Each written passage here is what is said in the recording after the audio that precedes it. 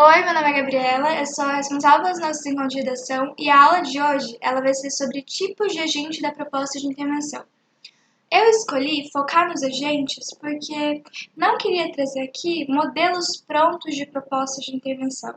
Apesar de que alguns slides possam parecer extremamente rígido, então, tem esse agente, a ideia é que vocês não vejam dessa forma.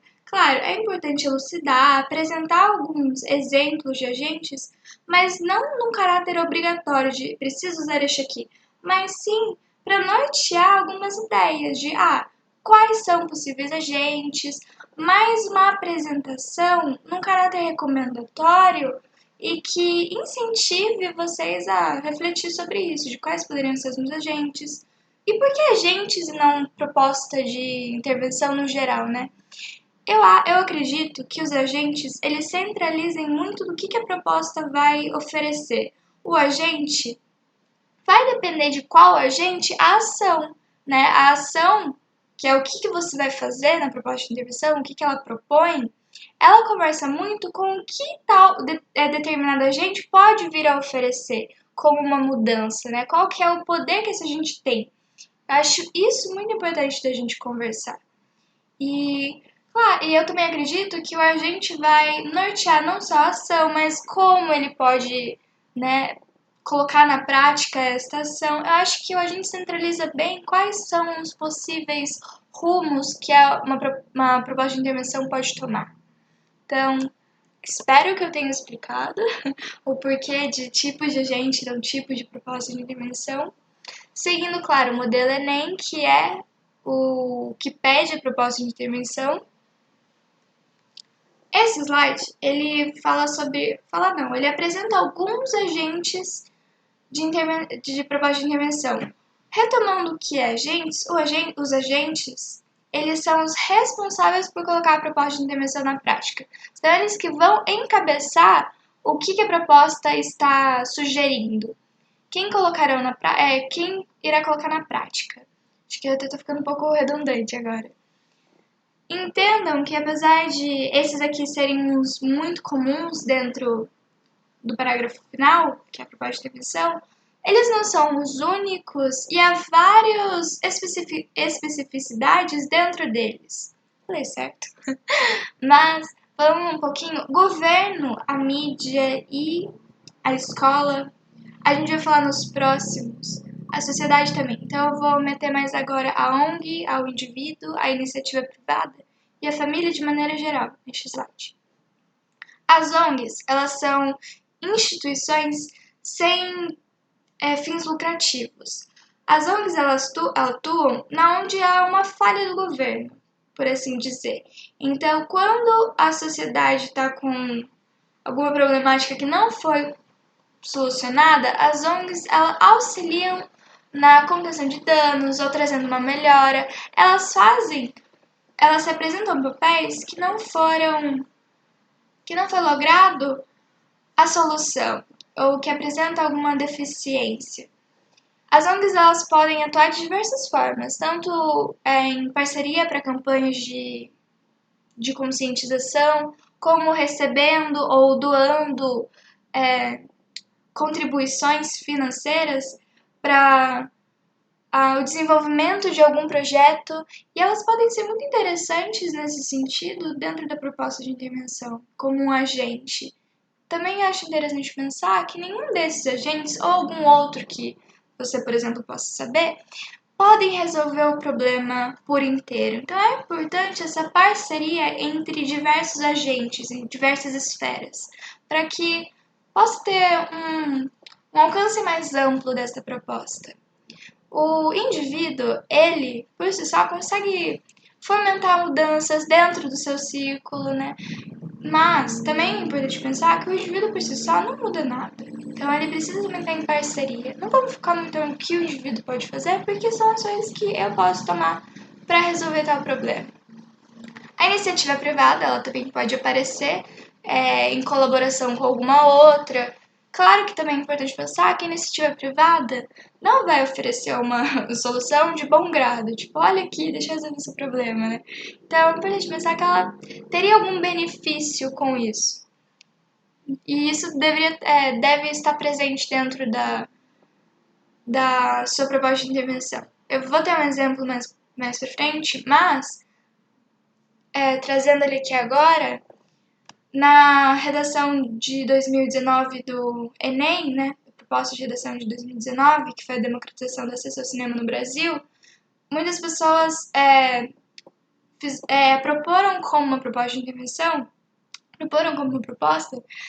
que fosse a diminuição dos custos tivesse algum benefício aos cinemas, como...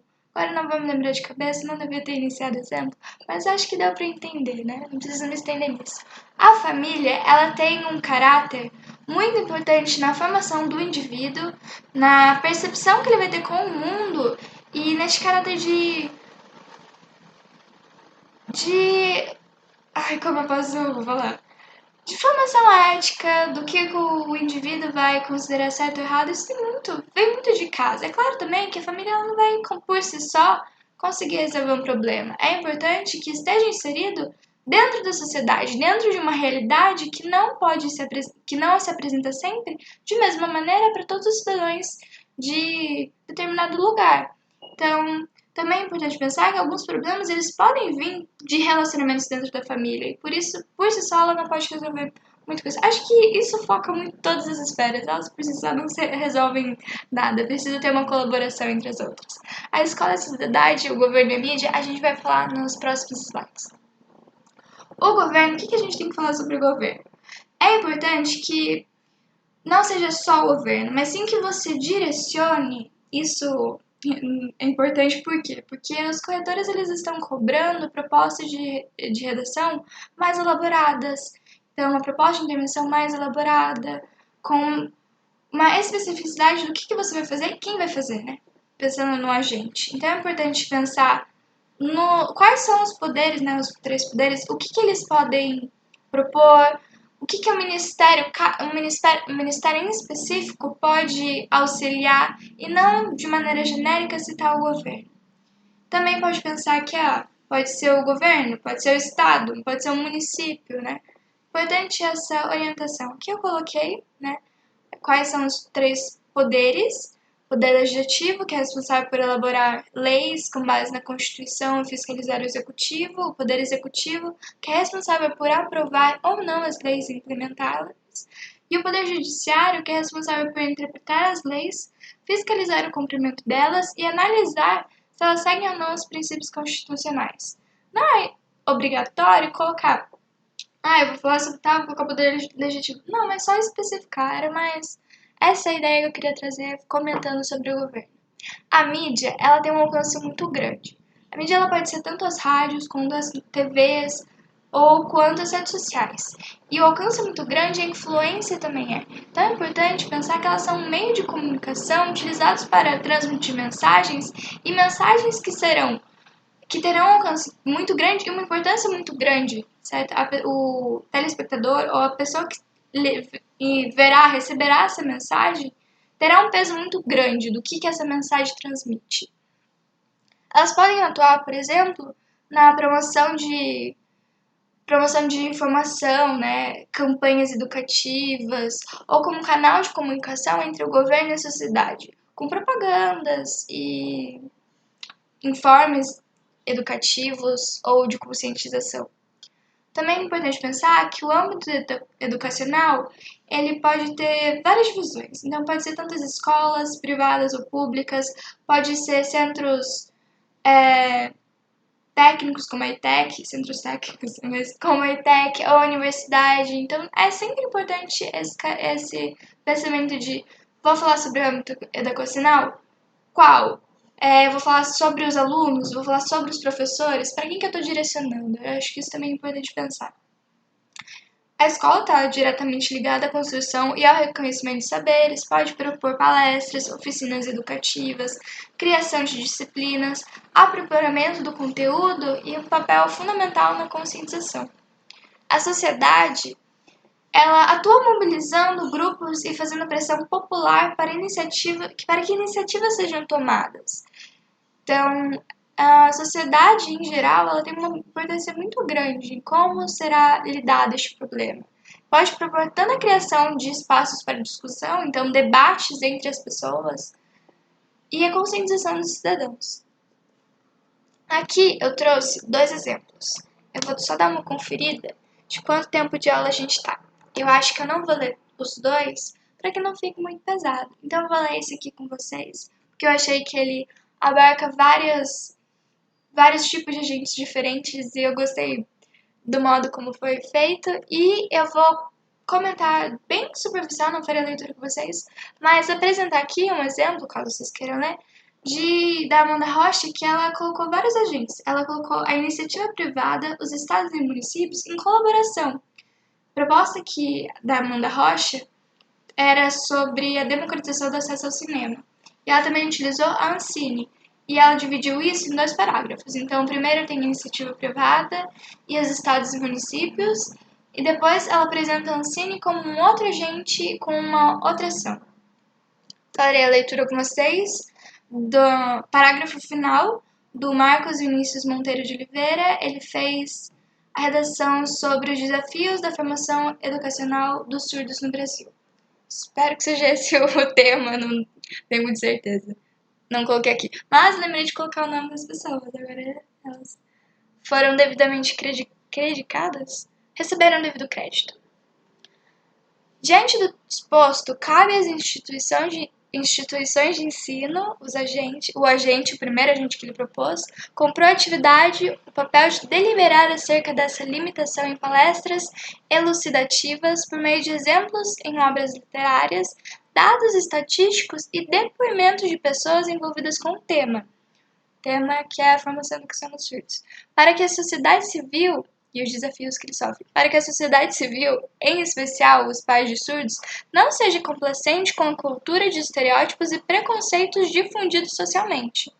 Outro, sim, o próprio público é aqui outro agente que não está em colaboração, mas que contribui para a proposta de intervenção ao todo.